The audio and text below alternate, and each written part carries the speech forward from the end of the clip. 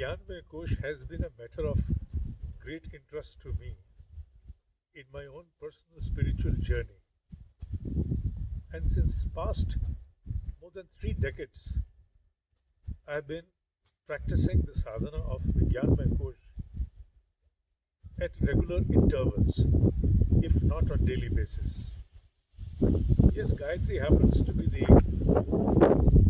sadhana at my end, but Vigyanmaya Kosha, I hold a deep interest into the journey that one is able to charter into one's own awareness through this technique. In the 5 sheaths of the human existence, starting with the most gross Annamaya Kosha, although the Annamaya Kosha is not into the physical manifestation, Annamaya Kosha means the subtle part of the manifested physical dimension. Annamaya Kosha, Pranamaya Kosha, energy circuitry, Manomaya Kosha, thoughts. Vigyanmaya Kosha, the experiential dimension that holds the major element of sanskaras and also the final barrier before one is able to unravel the true self, which is ahankar. Ego is not the right word for that. Ahankar is, although we use ego as the word to represent ahankar at times, but ego is the inflated part of the projected self, whereas ahankar means the isness, the realization and the understanding of isness of one's own being. That yes, I exist.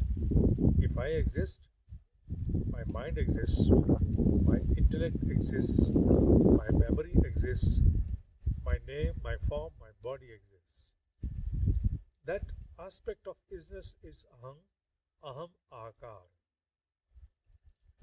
So that is the final barrier which one is able to traverse through the technique of Vigyanmaya Kosha.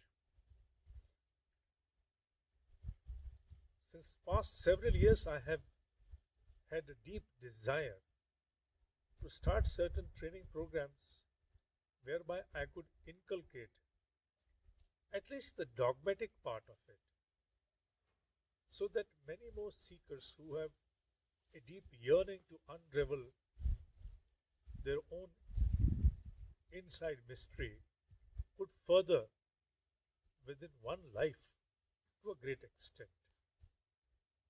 Although each human is a distinctive, unique,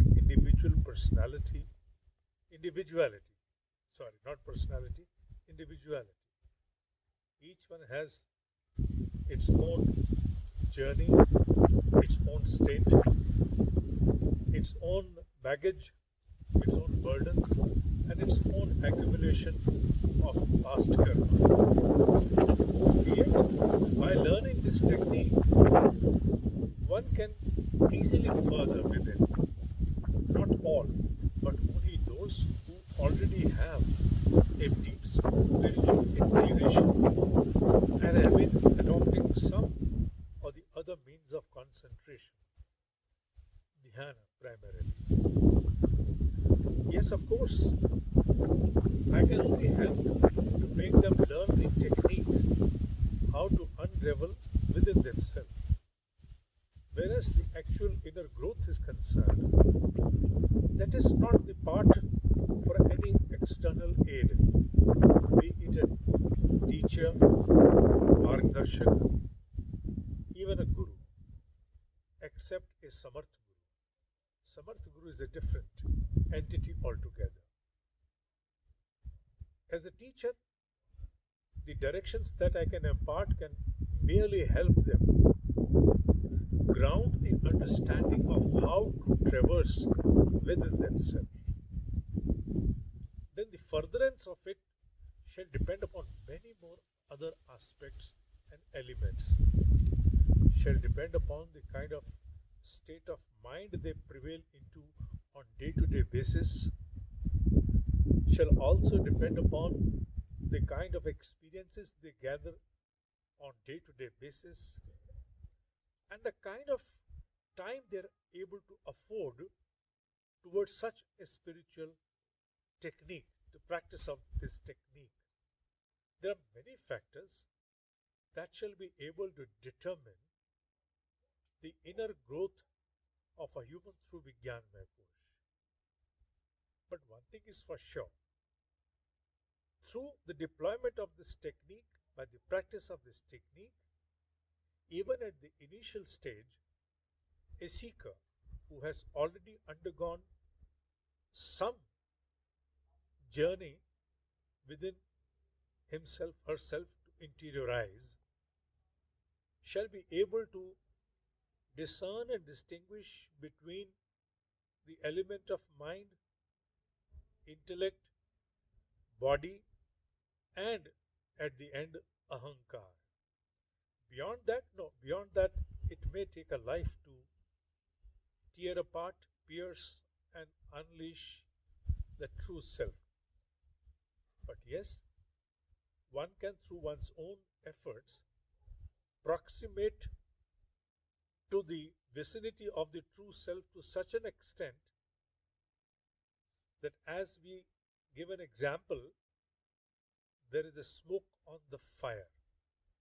If you're standing by the fire which has a smoke which envelops it, though the fire may not be visible, but yet the heat emanated by the fire, despite of the envelope of the smoke, can be easily felt.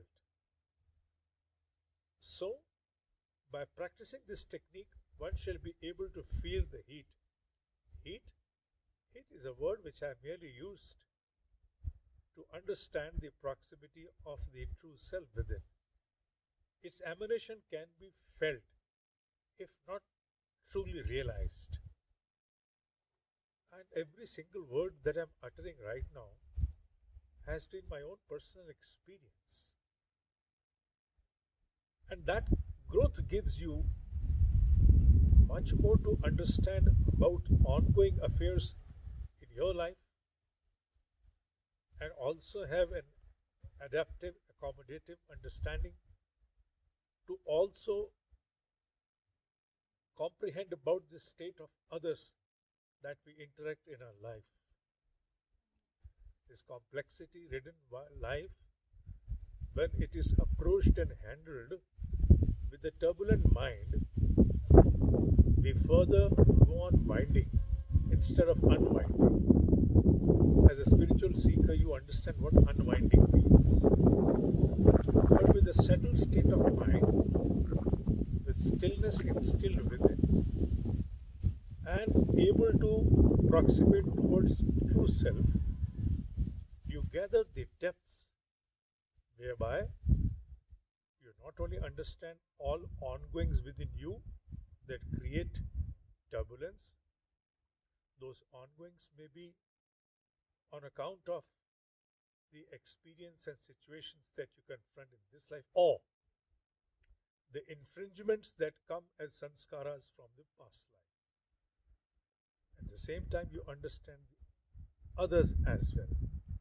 And whatever you resolve shall be keeping in longevity into the mind and not a mere impulsive response. When your life distances itself from impulsive response, wisdom manifests more and more.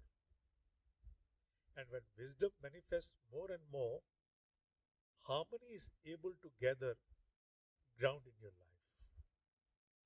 You may not be able to change everything, but yes, you are able to determine the kind of impact which any incoming situation shall be able to cast upon you. You are able to create an immunity jacket within yourself that cannot be easily pierced by any turbulence which may be transpiring outside or may be trying to rush towards you. You hold with all certitude your own individuality in a composed state of mind where harmony prevails, wisdom prevails, and new inputs of intuitive understanding keep manifesting as dewdrops, making you gather an expansive understanding through each day that you pass in your life. Someday, in the near future, I may be organizing such a training camp or a retreat for about 10 days. All the interested ones, impart them the dogmatic aspect of this, facilitate them through directions to at least inch inward, but beyond that, it shall be their own journey. They shall steer themselves to the extent they want. And I'm very much sure, with the kind of experience I have now, that certain seekers come and they are so good at the behest of their past journey that they easily surpass the growth of their teacher. I've had number of students who have within few days been able to surpass my own growth, inner growth, and have been able to excel to such an extent that even at times I look towards them as an exemplary force. That's all I wanted to share.